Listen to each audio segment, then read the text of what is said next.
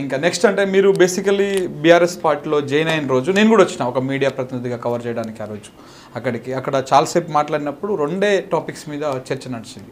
కేసీఆర్ గారు మాట్లాడుతూ అసలు బహుజనవాదం అంటే ఏంటి అని చెప్పుకుంటూ వచ్చారు ఫస్ట్. దాని తర్వాత తెలంగాణ వాదం చెప్తారు. ఈ రెండు సిమిలర్గా ఉన్నాయి. మీరు చేరిన రోజు నేను అక్కడికి వచ్చిన కెమెరాలు తీసుకొని వచ్చినాను. సో అలా మీరు కూడా చాలాసార్లు బహుజనవాదము తెలంగాణవాదము రెండు ఒకటే అన్నారు. ఎట్లా ఒకటి అవుతాయి? ఏ విధంగా మీరు దాన్ని జస్టిఫికేషన్ ఇస్తారు? బహుజనవాదం నేను ఇంతకుముందే చెప్పిన తరతరాల అణిచివేతకు సామాజిక న్యాయం కోసం ఈ సమాజంలో ఉండే 90% ప్రజలు బహుజనులు. ఈ 90% ప్రజలకు ఇప్పటి వరకు కూడా పూర్తిగా న్యాయం జరగలేదు. ఆ న్యాయం జరగాలని పోరాడుతున్నదే బహుజనవాదం. ఆ విధంగానే తయారైంది బహుజనవాదం. అప్పటి నుంచి క్రీస్తు పూర్వం నుంచి ఇప్పటిదాకా వస్తుంది. ఆ పోరాటం అనేది కంటిన్యూ అవుతుంది. అది బాబాసాహెబ్ అంబేద్కర్ గారు, జ్యోతిరావు పూలే గారు, ఎందరో మహనీయులు, కాన్షీరామ్ గారు, వీళ్ళందరూ కూడా పోరాడి ఒక ఆలోచన విధానం మనకి ఇచ్చిపోయారు.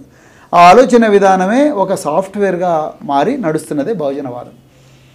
తెలంగాణవాదం అంటే 1948లో తెలంగాణ విముక్తమైన నిజాం పాలన నుంచి ఆంధ్రప్రదేశ్లో కలిసి ఆ రోజు నుంచి ఈ రోజు వరకు కూడా తెలంగాణ ప్రాంతం అంతా కూడా తరతరాలు దోపిడీకి గురైనాయి. మరి ముఖ్యంగా కాంగ్రెస్ పాలనలో తీవ్రమైన అన్యాయానికి గురైనాయి. తెలంగాణ బిడ్డలు పిట్టలు కాల్చినట్టుగా కాల్చబడ్డారు. వాళ్ళకు వచ్చే ఏ అవకాశాన్ని కూడా ఆనాడు ఆంధ్ర భూస్వాములు తీసుకొని పోయి వాళ్ళు దోపిడీ చేసిండన్న ఒక నిజానికి వ్యతిరేకంగా వచ్చిందే తెలంగాణవాదం. అంటే మా ప్రాంతం నిరాదరణకు గురైంది. మా ప్రాంతంలో ప్రజలు ఇప్పటికి కూడా ఘోరమైన అన్యాయాలకు గురవుతూ ఉన్నారు. మాకు రావాల్సిన నిధులు అన్నీ కూడా నిధులు నియామకాలన్నీ కూడా ఆంధ్ర ప్రాంతం వాళ్ళు తీసుకుపోతున్నారు. మా ప్రాంతం రావాల్సిన వనరులన్నీ కూడా అక్రమంగా వాళ్ళు మళ్లించుకుంటున్నారన్న ఒక నిజానికి వ్యతిరేకంగా వచ్చిందే తెలంగాణవాదం. ఈ రెండింటికి కామన్ ఫీచర్ ఏంటంటే అణిచివేత. అక్కడ ఆంధ్ర ప్రాంతం వాళ్ళు అణిచివేసిండ్రు. ఇక్కడ తరతరాలుగా ఆధిపత్య వర్గాలు బలహీన వర్గాలను బలహీనంగా ఉన్న వర్గాలను అణిచివేసిండ్రు.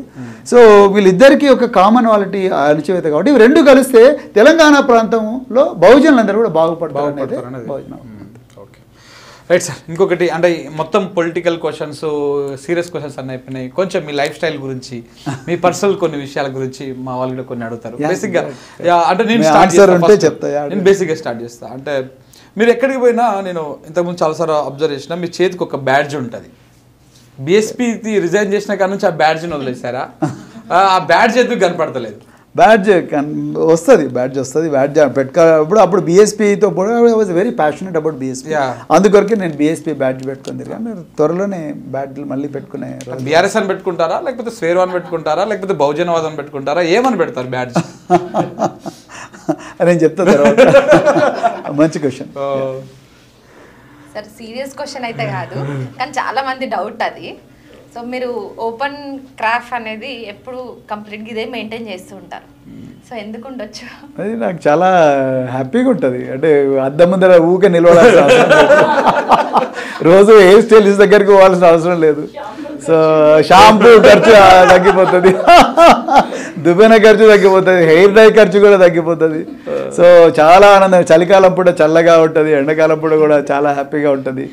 ఏసీలో అందరికన్నా న్యాచురల్గా 50-60 సంవత్సరాల ఎవరికైనా పడేస్తుంది. అట్లా కూడా కావచ్చు. బట్ నేను దానికి పెద్ద దాచుకునే అది కాదు. కానీ బేసిక్గా ఏంటంటే చాలా హ్యాపీగా ఉంటుంది. నేను అమెరికాలో చదువుకున్నప్పుడు కానీ, యూరోప్లో ఉన్నప్పుడు కానీ, ఎక్కడున్నా అంత చల్లటి వాతావరణం కూడా చాలా చక్కగా ఉంటుంది. సో ఎక్కడ కూడా నాకు హెయిర్ డై పెట్టుకోవాలనో, లేకపోతే అద్దం ముందర నిలబడాలి, లేకపోతే హెయిర్ స్టైలిస్ట్ దగ్గర పోవాలి, ఈ సమయం వేస్ట్ అయిపోతుంది. అంతేనా? లేకపోతే నాకైతే పెద్దగా చాలా మంది అన్నారు పేదవాళ్ళందరి జీవితాలు మారేంత వరకు కూడా ప్రవీణ్ కుమార్ వెంట్రుకలు పెంచడం అంత అవన్నీ ప్రజలు వాళ్ళ అభిమానంతో వాళ్ళు ఆపాదించారు. దీనికి ఒక సీరియస్ క్వశ్చన్ అడుగుతా సార్ మీద ఉన్నది.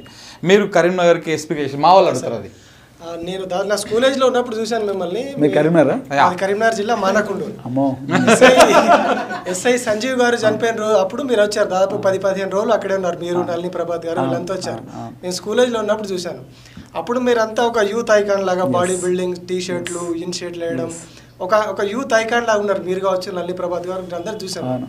అప్పుడున్న ఆర్ఎస్ ప్రవీణ్ కుమార్ గారికి ఇప్పుడున్న ఆర్ఎస్ ప్రవీణ్ కుమార్ గారికి కంప్లీట్ డిఫరెంట్గా ఉన్నారు. ఎందుకు అట్లా మారిపోయారు? అప్పుడు నేను బాగా అగ్రెసివ్ అండి, చాలా అగ్రెసివ్ ఉంటాను నేను అప్పుడు. అంటే అప్పుడు బహుశా ఏజ్ అనుకుంటా, ఏజ్ ఫ్యాక్టర్, చాలా అగ్రెసివ్గా ఉంటే తర్వాత ఏదైనా 5 నిమిషాలు అయిపోవాలి అనే విధానం. అట్లనే నాకు సంజీవ్ చాలా ఇష్టమే. నేను నా మనసులో ఏముందో పసిగట్టిన అతి కొద్ది మంది పోలీస్ ఆఫీసర్లు సంజీవ్ కూడా అన్ఫార్చునేట్ ఆయన చనిపోయారు తుపాకీ కాల్పుల్లో. సో ఆ విధంగా నేను చాలా అగ్రెసివ్గా ఉంటే. కానీ ఇప్పుడు బహుశా నేను యూరప్ పోయిన తర్వాత, యూరప్ నుంచి వాపసు వచ్చి గురుకుల పాఠశాలలో తెలంగాణ ఉద్యమం తర్వాత హార్వర్డ్ యూనివర్సిటీ తర్వాత గురుకుల పాఠశాల ఎప్పుడైతే చేరినో అప్పటి నుంచి కొంచెం నా పర్సనాలిటీలో చాలా మార్పు వచ్చింది. దానికి అనుబంధంగా ఒక క్వశ్చన్ సార్, అంటే బేసికలీ ఈ క్వశ్చన్ కొంచెం క్లిష్టం, మా వాళ్ళు అడుగుతారు అనుకున్నా, బట్ నేనే అడగాల్సి వస్తుంది. మీరు పోలీస్ డ్రెస్ వేసుకున్నప్పుడు మీకు నచ్చినా నచ్చకపోయినా, మీ మనసుకు నచ్చినా నచ్చకపోయినా కొన్నిసార్లు తుపాకీ పని చెప్పాల్సి ఉంటుంది, కొన్నిసార్లు చేతికి పని చెప్పాల్సి ఉంటుంది, కొన్నిసార్లు బూటుకు పని చెప్పాల్సి ఉంటుంది. ఇవన్నింటినీ ఇది పాపం అంటామా, డ్యూటీ ధర్మం అంటామా, ఇవేమంటామా? ఈ పాపం అన్నింటిని కడుక్కోవడానికి కోసం మాత్రమే వేషధారణ మార్చిండు ఆర్ఎస్ ప్రవీణ్ కుమార్ గారు. లేదండి, అవసరం లేదండి. అంటే నేను వేషధారణ మార్చినంత మాత్రాన జనాలు నన్ను వేరే విధంగా చూస్తారని అయితే నేను అనుకోవడం లేదు. నేను వేషధారణ మార్చి ఐ థింక్ నా మనసులో అంటే మనిషిని కేవలం వేసుకునే బట్టలో, లేకపోతే ఒక హెయిర్ స్టైలో, లేకపోతే ఇంకో దాన్ని బట్టి వేసుకునే బూట్లో దాన్ని బట్టి మనిషిని జడ్జ్ చేయరని అనుకుంటున్నా. మనిషి ఆచరణ మీదనే జడ్జ్ అవుతాడు. సో నేను చేసే పనుల మీదనే ప్రజలు నన్ను జడ్జ్ చేస్తారు. సో అందుకొరకు ప్రజలు నన్ను ఏదో మంచోడు అనుకోవాలని చెప్పి నేను ఏదో మంచి డ్రెస్సులు వేసుకొని పోలీస్ డ్రెస్ తీసి అట్లా అయితే చేయను నేను. సార్ ఇప్పుడు మీరు ఒక పొలిటీషియన్గా ఉన్నారు, ఎస్, మీరు పోలీస్ ఆఫీసర్గా ఉన్నప్పుడు నక్సలిజాన్ని అణచివేయడంలో ఒక సూపర్ లీడర్ ఎవరు పోలీసులో అంటే అప్పుడు ఆర్ఎస్ ప్రవీణ్ కుమార్ అని చెప్పారు. అట్లా బద్నాం చేశాను కరీంనగర్ జిల్లాలో. ఎందుకంటే నేను కరీంనగర్ జిల్లా వాసిగా ఆ పేరు విన్నాను, చూశాను. సో అప్పుడు నక్సలిజం అట్లా ఉండే. సో ఇప్పుడు ఒక రాజకీయ నాయకుడిగా నక్సలిజం మీద మీ అభిప్రాయం? నక్సలిజం అనేది నేను ఇప్పుడు చెప్పిన, అప్పుడు కూడా చెప్పిన. మీరు కరీంనగర్లో ఎవరిని అడిగినా చెప్తారు ప్రవీణ్ కుమార్ ఇస్ డిఫరెంట్ అని చెప్తారు. నేను ఇప్పుడు చెప్తున్నా, అప్పుడు చెప్తున్నా. అంటే సమాజంలో ఉండే అసమానతలు, తరతరాల వివక్ష, మరి ముఖ్యంగా దోపిడీ, దౌర్జన్యాలకు వ్యతిరేకంగా వచ్చిందే నక్సలిజం. అయితే వాళ్ళ లోపల కూడా ఈ ఆధిపత్య వర్గాల భావజాలం ఎంటర్ అయ్యి దాంట్లో కూడా నిచ్చెన మెట్ల వ్యవస్థ వాళ్ళకి తెలియకుండానే దాంట్లో రావడం, అది ఒకటి. వాళ్ళు కూడా ఈ సమాజంలో ఉండే వ్యాపారీకరణ లేకపోతే సరళీకరణ వల్ల వచ్చిన అవలక్షణాలు నక్సలిజంలో కూడా చేరడం, దానివల్ల అది కూడా కొంత బూజు పట్టడం, దానివల్ల చాలా తీవ్రమైన ప్రభావం సమాజం మీద పడడం. అదేవిధంగా అంటే నేను ఈరోజు కూడా నేను ఏం చెప్తున్నా అంటే ఆ నక్సలిజం కాకపోతే ఇంకో ఇజం వస్తుంది సమాజంలో, దోపిడీ వివక్ష ఉన్నంతవరకు, అణచివేత ఉన్నంతవరకు. సో ఆ అణచివేతను అడ్రస్ చేయకుండా ఈ నక్సలిజాన్ని కంట్రోల్ చేయడం అనుకోవడం అనేది అది మనం. కానీ మీరు అప్పట్లో జనశక్తికి నిమజ్జనం చేశారు, గోదావరి నదిలో ముంచేశారు, ఇంకా ఇది లేనే లేదు అని చెప్పారు. ఆ రోజు మీకు ఇవన్నీ కనపడలేదా?